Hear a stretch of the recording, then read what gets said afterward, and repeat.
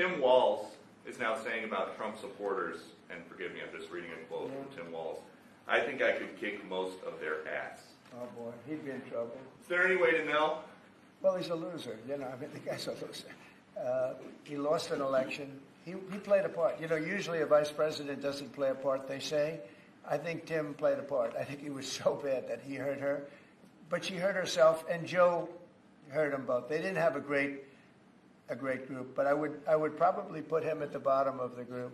It is very easy to get under Donald Trump's skin, but some Democrats are able to take that one step further and live rent-free in his mind.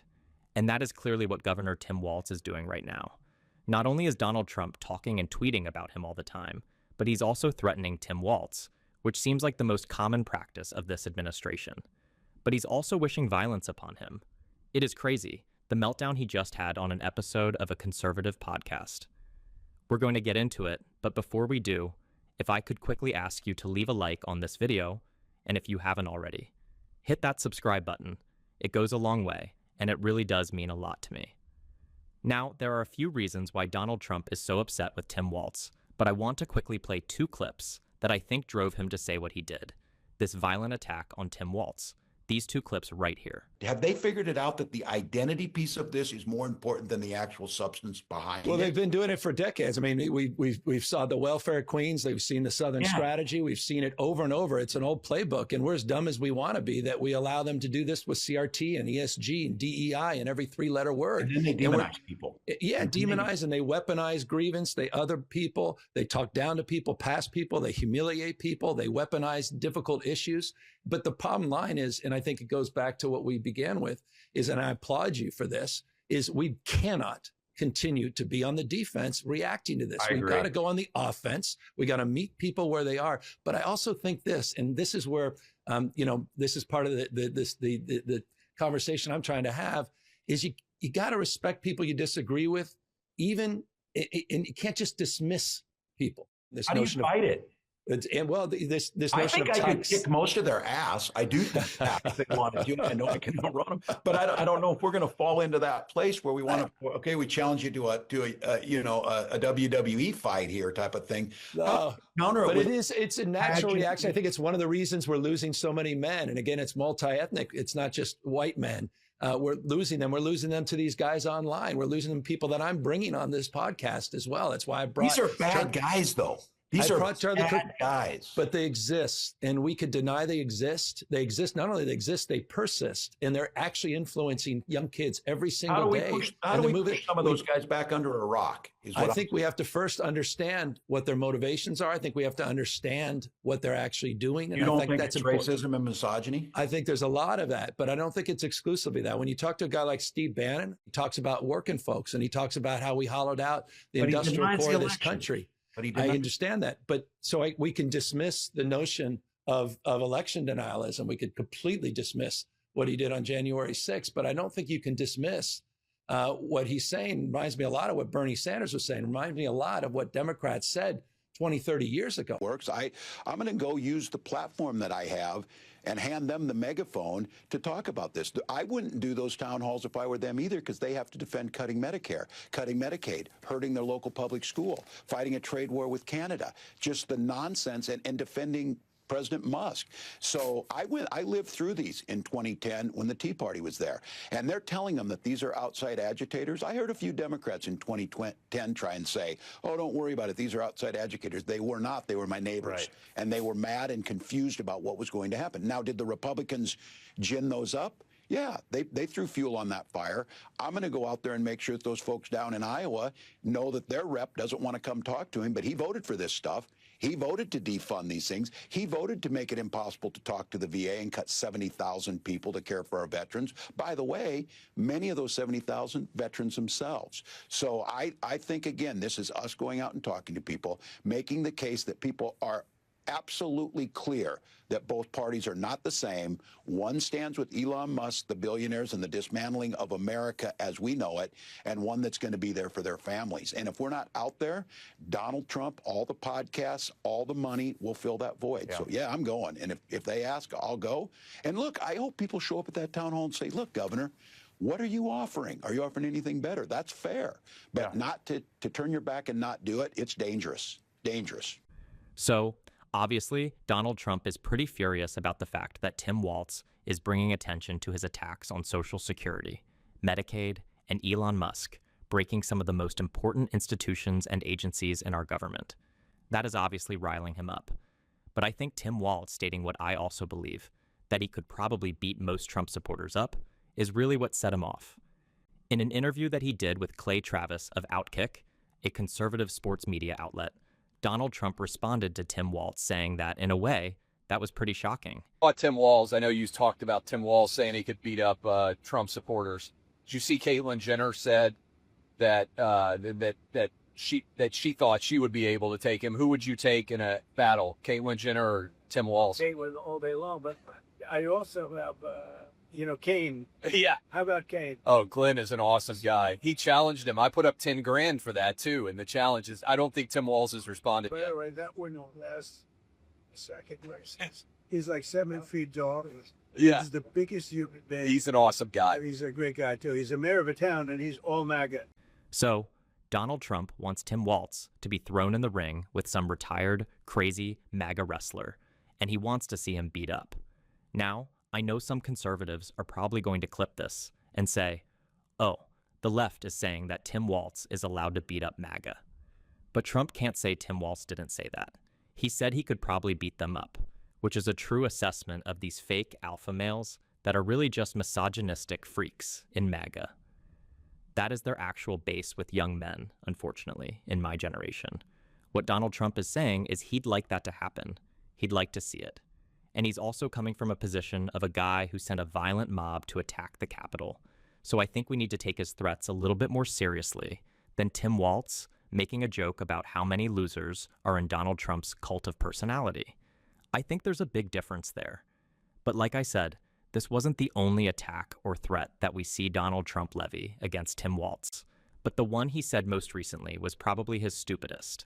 I know that's a high, or I guess low, bar, but I want to take a look at it and then give a couple bits of commentary.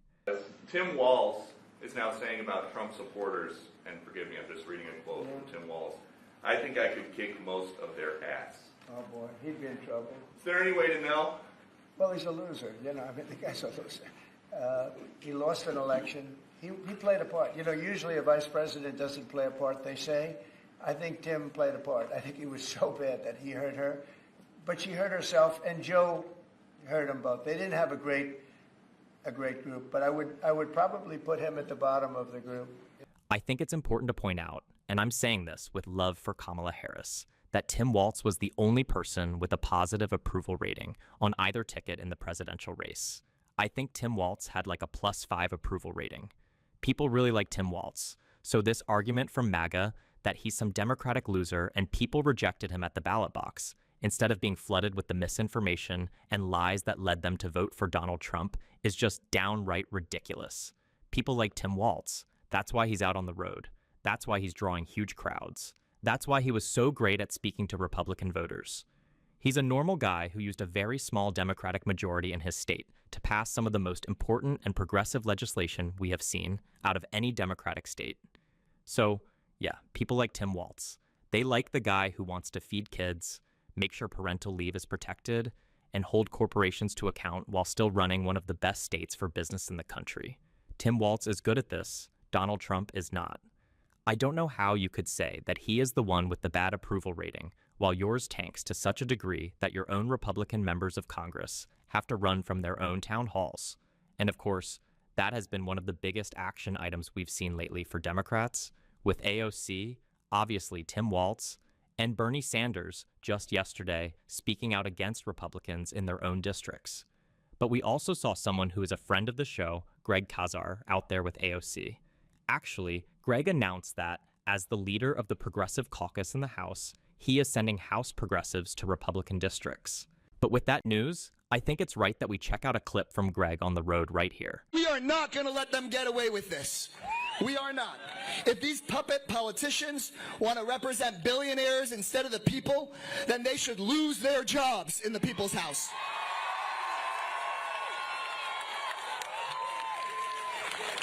So they may not want to have the town hall, but we're having it here. Let's talk about what they don't want to talk about, starting with Elon Musk's Department of Government Efficiency.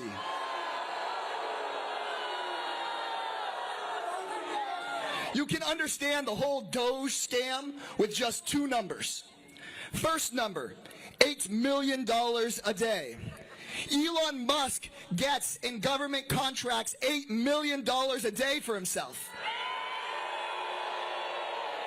The second number is $65 a day.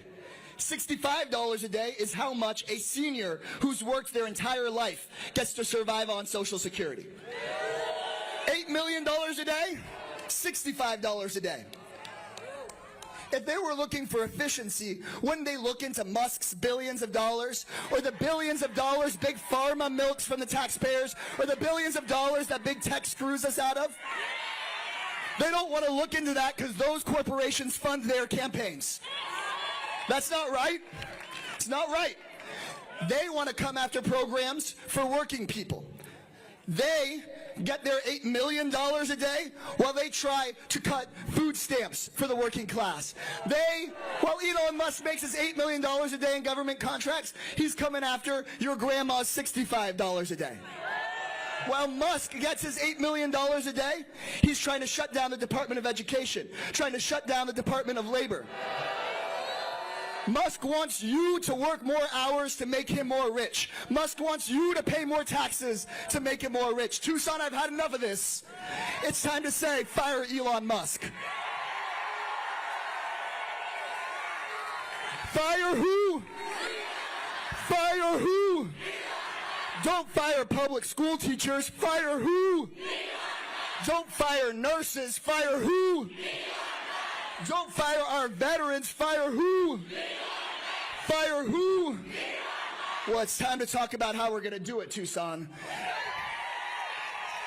You see, there's this debate happening in Washington, D.C. right now about how we should respond to the oligarchy. There are those, a general strike would be pretty good. I heard that at our town hall. There are those who say that politicians of conscience should just roll over and play dead. That's their words. And then there's those that say we should stand and fight. Anybody here think we should roll over and play dead? Anybody? No roll over and play dead people over here, over there? Well, Bernie Sanders is here to stand and fight. AOC is here to stand and fight. I hear some people are ready to stand and fight. I really think that Greg is certainly an underrated fighter and voice, and we saw that on Fox. I loved his call out of Elon Musk with Fox, saying like, well, no one's ever been as smart as Elon, or whatever nonsense he tried to say. And then Greg Kazar just goes, well, actually, no one's ever donated $250 million to someone's campaign, so maybe that's the reason Trump is keeping him around. Not because he's smart, which he's not. Greg Kazar is great. Love, love, love the work he's doing. That's why we're going to continue to bring him on the show. We're glad to have him on this show. You know what? We could say we're bringing him on this show. Y'all tune in, y'all enjoy this platform, and we want to use it to elevate as many Democrats as possible. Certainly Greg Kazar's voice. Big fan of his.